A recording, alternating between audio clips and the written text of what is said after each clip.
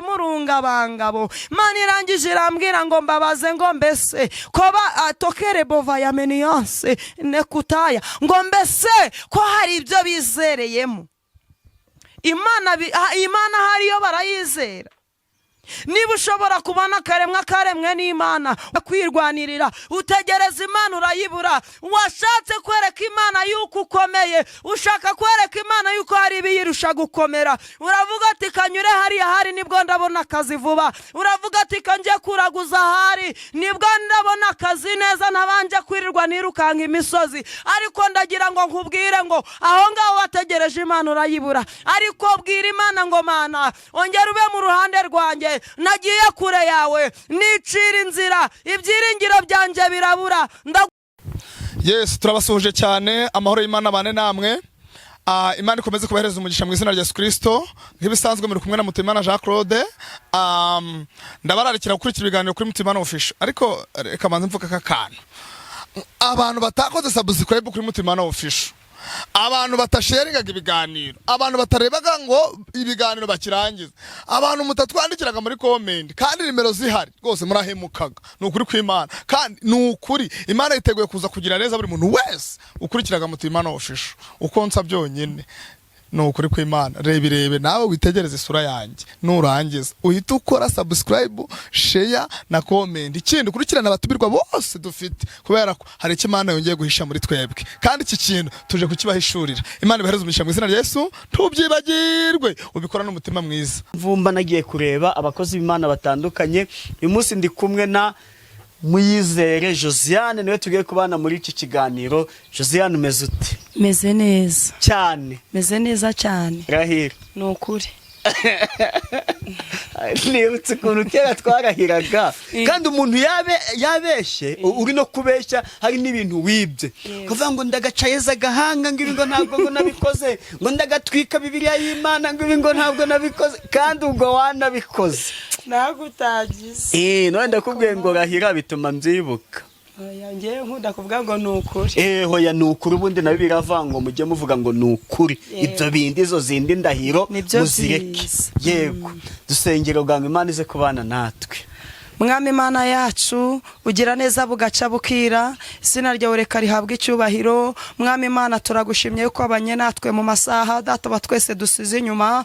Hari benshi yasigaranye ariko twebwe waturinze. Mwami utanga ingabo nyinshi zipfa ku bwacu, reka izina ryawe rihabwe icyubahiro. Mwami wangere kutwemerere turi imbere yawe data wa twese, ubwo tugiye kuganira Mwami wanjye ku mbaraga zawe ndetse no gukomera kwawe no gukora kwawe. Reka utwemerere uze hagati muri twe, ntabari twe ahubwo izina ryawe ari ryo rihabwe icyubahiro. Mbere ya byose maze tubabarira icyaha n'igisa naco, udukureho umugayo Uwiteka Nyiringabo, kubera yuko witaye ku byaha byacu Mwami wanjye wadutsinda ahangaha. Ariko tubabarire Mwami wanjye kubera yuko dutunzwe n'imbabazi zawe. Reka umanukire kudutabara no kuturengera, umanukane imbabazi zawe, umanukane ineza yawe, kandi umanukane ubutware bwawe uzutwiyoborere, kubera yuko Mwami wanjye twiyoboye twayoba, ariko utuyoboye Mwami wanjye twabona data wa twese inzira tuyoboyemo, kandi tukabona iyo tuyoboyemo amahoro. Reka ukomeze kubana natwe, urakoze kuri Imana irabana natwe.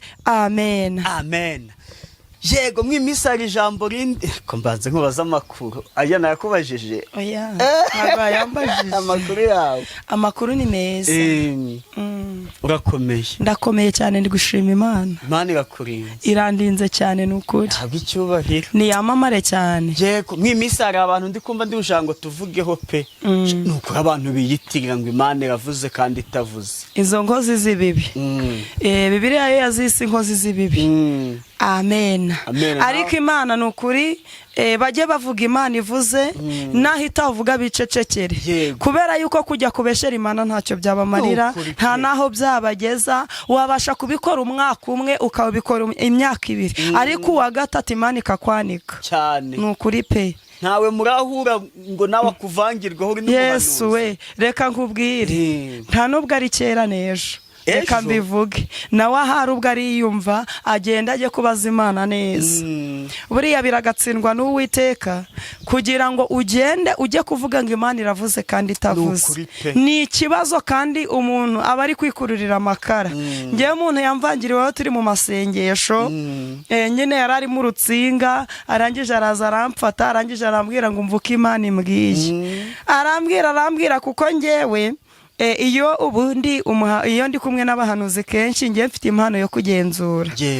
Ndagenda nkagenzura nkahera ku wa mbere, abe mu mwuka abe mu mubiri, paka ngewe nawe turagendana neza. Rero ndagenzura neza, arangije ambwira ibintu nahise mwiyaka. Bari mu iteraniro batangira kunoshana, ndavuga ati reka mwiyake ubundi amenye neza ko yaporomotse, amaze yaje kubaza Imana neza cyangwa se ayibaza amakuru neza, kubera yuko rata wenda katuvuge ntawe utavangirwa, sibyo? Bitewe n'ibyo wahozemo, bitewe n'uko utahamagaye Imana, ushobora kuvangirwa cyangwa se watanze Imana imbere. Ariko rero ntago twabacira imanza, ariko nanone bajye babanza babaza Imana neza. Nuko hanyuma amaze kumvangirirwaho ndamwiyaka ndigendera. Abanza kubona yuko namwiyatse nigendeye, arangije aragaruka. Hanyuma nanjye mpita nataka indimi ndi kumuzimya kugira ngo wenda, kuko umuhanuzi nago wajya kumwanika imbere y'abantu bagenzi be cyangwa se kandi ari umuhanuzi mugenzi wawe, hanyuma muzimiriza mu ndimi kugira ahari abanze yabaza Imana neza, kugira ngo nyine abanze mbese kugira muzimye byari bishatse kuvuga ngo wenda muzimye abanze yabona yuko yataye umurongo, urutsinga ko yarutaye. Noneho mbona yagarutse kumfata. Hanyuma ndangije nanjye mpita ntangira kuvuga indimi, ndimo kumusengera mu ndimi, ndi kubwira Imana ati Mana mugarukeho. Akimara kubona yuko ndi umuhanuzi yahise agenda ajya kwicara, avuga ati mpuye n'ikipe itandukanye n'iyindi. Ariko nshimye Imana rero yabanye natwe, kuko nijoro yari yatubwiye ati muze kuba maso. Hari ibintu biri buze kwishushanya mu materaniro ya kumanywa, ariko muze kuba maso. Noneho icyantunguye, nari ndi kumwenda n'abahanuzi bagera muri 4. Noneho umuhanuzi Imana yari ibibwiye aba ari nge waza kubibwira, avuga ati Jose umunsi w'ejo muzabe maso. Noneho ndangije ndavuga ati noneho ubu mbonye umurimo wo gukora. Ndangije mbwira Imana ndavuga ati none kubera icyo ari nge wabibwiye gusa, ndavuga ati bishatse kuvuga ngo ni nge ugomba kubera iteraniro maso. Naragiye, abandi baratangiye, ngewe mpita ngenda njya ahantu njya guhamagara Imana. Ndavuga ati Imana dore abandi baratangiye, ariko Mana ntago natangira utaranyiyereka. Imana ivugana nanjye byinshi nuzura umwuka bidasanzwe. Ndangije mbwira Imana nti Mana mpimbaraga. Haciye umwanya uwo mubyeyi arangije arinjira. Ariko mbere yaho gatoya hari ahantu twari duhuriye nyine turi kuganira bisanzwe, nyine tukiri hanze, kuko nago yarasanzwe ahasengera. Hanyuma ndangije ndamubwira nti shaneka nitega igitambaro nyikomeze, nisha abahanuzi bahano nibaracunda ukagira ngo ni benshi. None harangije aravuga ngo nge ninaniriwe rwose, ngo nge nago nkunda abantu barancunda, urumva. Hanyuma noneho ubwo uri kumva ngewe sinzi cyari gitumye mubwira gutyo. Nangije niyinjirira mu iteraniro nk'umuntu uraho.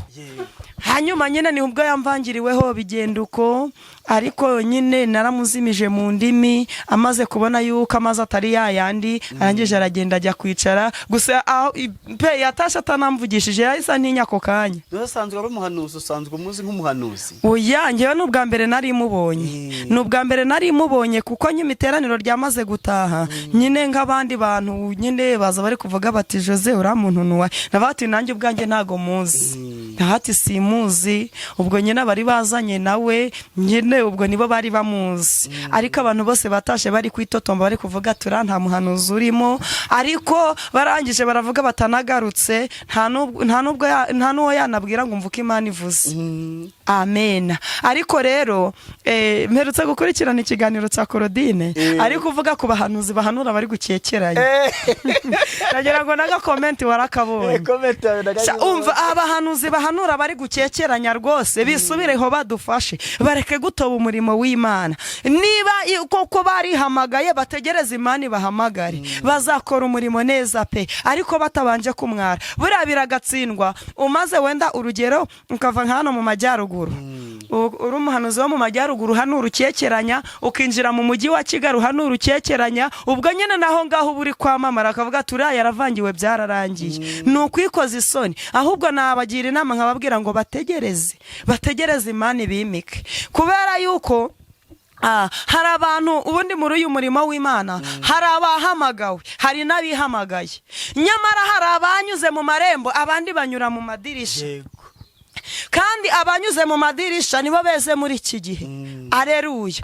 Ariko kadusenga Imana igiturindiza inkozi z'ibibi zanyuze mu madirisha, kubera yuko uwanyuze mu marembo Imana yaramutureninze, irangije iramubwira ati kugira ubashe gukora uyu murimo uzanyura muri ibi, uziyiriza ubusa kugira ngo impano yawe ikomere. Cyangwa se Imana irangije iramubwira ati kugira ngo ubashe kugendana nanjye neza hari ibyo uzirinda. Ariko wa wundi wanyuze mu idirisha ibyo ngibyo ntabyazi, ni wa wundi uzasanga bavuga ngo ni umuhanuzi ariko ari inkozi y'ibibi yo mu rwego rwo hejuru. Ni wa wundi uzasanga bavuga bati uriya ni umuhanuzi washaka imihanurire ye ukayibura. Habe no kumenya Imana na gatoya. Rero twinginga Imana igiturinda abo bantu pe, ariko ngiye nabagira inama nkababwira ngo babanze bajya kubaza iyabahamagaye neza.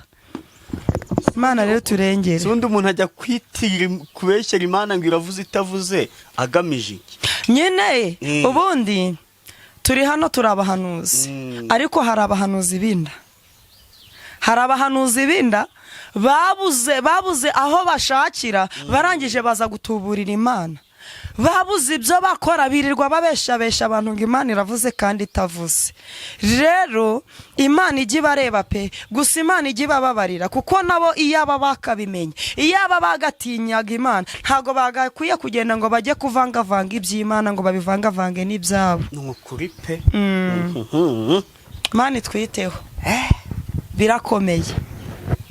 Birakomeye pe. Hari abantu bajya banyandikira, nkabona umuntu aranyandikiye ati muraho neza, ati ndi gusaba ngo usengere. Kuko mitamenya ko nimero ayikuye kuri YouTube. Yego. Icyo nkora ni iki? Ntagira ndi umunyamakuru, icyakora wambwira ikiganiro wabonye umuhanuzi twe kugikorana akagusengera. Kuba nanjye namusengera pe, sibyo. Ariko akenshi umuntu abavuze ati nshaka umukozi w'Imana ngo asengere, nshaka umuhanuzi ngo asengere, kugira ngo nibura yumve ko hari na message Imana yamunyuzamo akayimubwira, sibyo se? Yego. Uko bikose nawe uri umuhanuzi, nzi kutahamagara umuntu utari umuha. Akenshi nawe nashaka kugira ngo umenye amakuru ukuri wegera umuhanuzi. Hari igihe ibibazo bibaga biri kugutuga cyane, ukavuga uti nkeneye kumenya amakuru, nyamara Imana yakubwira ati mwana wanjye aho wari wihebye uri kurira, warangiza ukumva wambaye imbaraga. Nanjye kera byajyaga bimbaho, nkajya gusenga numva mbabaye bitewe n'ikibazo nifitiye, ariko umuhanuzi akavuga ngo mvuka Imana ivuganye nawe. Imana ukumva umuhanuzi aravuga ati Imana ivuganye nawe ngo mwana wanjye ndakuzi, nakuremye mbishaka kandi ngukunze. Ibyo bibaza ntabwo ari byo kukwica. Nkayoberwa ahantu amarira anyuze, ahubwo nkabyina bakavuga bati Jose yasaze. Ngiye nkunda kubyinira Imana pe, ariko ni ukuvuga ngo nyamara niyo wumvise ijwi ry'Imana wumva utuje. Ngaho rero umva ijwi ry'Imana uri kubyumva neza. Umuntu akubwira ngo mvuka Imana ivuganye nawe, wifitiye agahinda, wenda urugero uri n'umukobwa uri kubyumva neza, arangiza akubwire ngo mvanga Imana iravuze ngo irinze umwana wawe. Aho ngaho wataha umeze uti? Utaranabyara. Yesu we, utaranabyara, utazi nuko banatwita ngo Imana irinze umwana wawe, nagahinda wazanye mu masengesho, wataha n'ubundi kongeye kakikuba. Nyamara nundi waza akakubwira icyo Imana imubwiye, wataha uri kuvuga ati nuriya nawe ameze nk'uriya. Ariko Imana idufateho n'ukuri. Reka tubareke nibatihana bazabona ishyano. Icyo tubifuriza ni uko bahinduka rwose. Kwiyitirira ikintu cy'undi birahanirwa kandi Imana yaravuze ngo murabikora nk'abihorera mukagira ngo mpanywe namwe. Oya, hari iminsi yose ntabwo ihora ari ku cyumweru. Ni ukuri pe, biragatsindwa. Hari abahanuzi bajya bakubitirana mu materaniro bakamukubita zikamurya, n'umwana uri kwibera akavuga ati ntuza bamukubitiye mu iteraniro ryo kwa runaka. Bitewe n'iki? Hari abahanuzi baba bafite umwuka wifuye, yabona uvangiye Imana ho gatoya akagukubita inkoni zikenda nko kukwica. Ariko ngabo rero nabo nta wamenya, nabo bafite agace kabo biberamo. Ariko iyo aba bakamenyaga ubwenge, bagakwiye kumenya yuko Uwiteka ari we Mana. Yego, reka twiyumvire ijambo ry'Imana waduteguriye pe. Imana ishimwe cyane.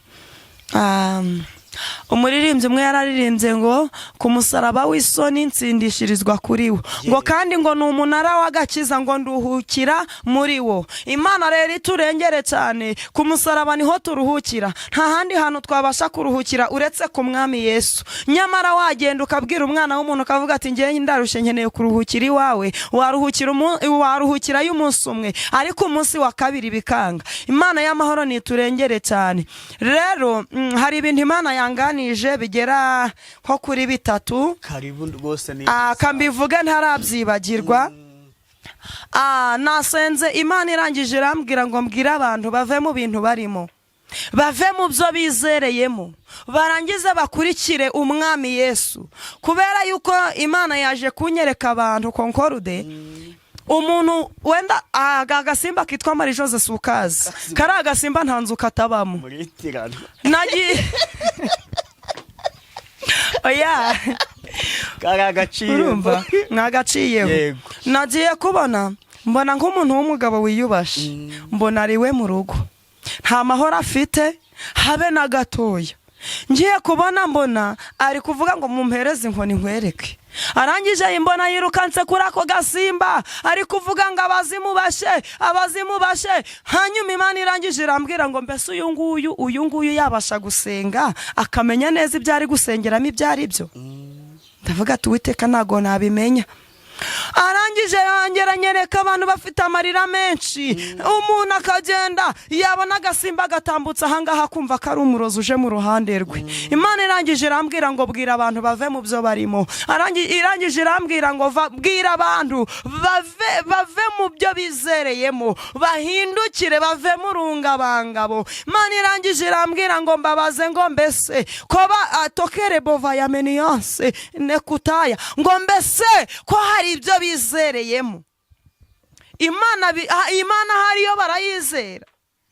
Niba ushobora kubona karemwe n'Imana, warangiza ukavuga uti umurozi araje, ese wabasha kumenya yuko Imana ikora? Ese ibyo byose bikubuza amahoro mu ijoro bikarara bikunigagura? Ese nako gasimba kaba kaje mu ruhande rwawe kakakuniga? Imana nibibazo yambwiye ngo mbabaze. Abantu barihebye cyane, bararushe ariko ntawe kubaruhura bafite, bararushe kandi bari mu buyobe. Iyo bakamenya yuko Uwiteka ari we Mana, bagakwiye kuva mu buyobe barimo, barangiza bakizera Imana n'umwana wayo n'umwuka wera. Ariko abantu ntibarakasobanukirwa gukora kw'Imana. Umuntu nta mahoro afite, abana be bahuye n'umwangaro ukomeye, nta mwana n'umwe ubiwe mu rugo, n'umwana usigayeyo niyo amubwiye ntabwo ajya yumva. Nyamara aritegereza akareba, yarangiza akirirwa akirana n'ibisimba akavuga ati umuturanyi niwe ubinyoherereje, kandi nyamara arata. Ariko Mana y'isi n'ijuru, kandi nyamara nta n'amahoro afite.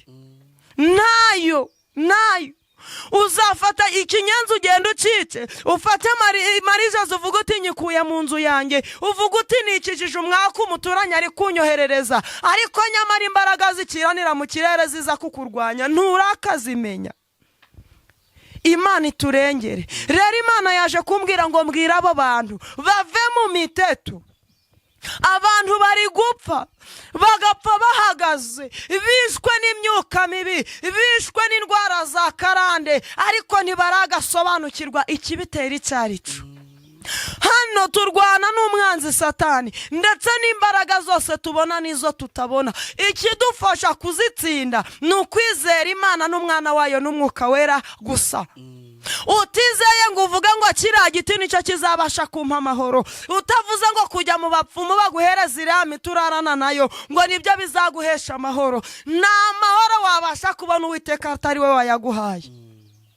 Nyamara wa mubyeyi we, wa mugabo we, wabasha gutanga ibyo ufite byose ukajya kugura amahoro mu bavuzi bakomeye, ariko Imana itaguhaye amahoro ntayo wabona. Watanga ibya mirenge, wagenda ukegura ibyahe byose ugahereza umwana w'umuntu ngo uri gushaka amahoro, ariko Uwiteka atayatanze ntayo wabona. Wazarinda upfa nta mahoro ubonye.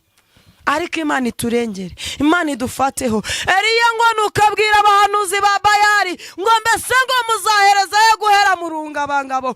Arangije arababwira ngo niba muzi yuko Uwiteka ari we Mana, ngo abe ari we mukurikira, ngo niba muzi neza ko ari Bayali, ngo nawe abe ari we mukurikira. Aleluya. Mubwoko bw'Imana mwashutswe nande? Ninde wababeshe ngo hari umwana w'umuntu utanga amahoro atari Uwiteka? Uwiteka ni utanga amahoro, kandi Uwiteka atakurinze ntago umva nta kintu na kimwe cyabasha kukurinda. Mana niturwanirire. Kadusome amagambo ari muri Ezekiyeli 37. Niyo Imana yambwiye. Ubwo ndagira ngo mbwira abantu bafite ibyo barimo, bafite ibyo bacenyereyeho, bagenda n'impigi ngo nizo ziratuma babona akazi, bizerera mu bintu byinshi bitandukanye. Babandi bagenda bisize imiti mu mavuta ngo abantu babakunde, ngo mu kazi babakunde. Nagira ngo mbabwire umunsi iyo miti uzaba utayisize uzanama ibyawe bizamenyekana. Nagira ngo nkubwire iri ni itangazo.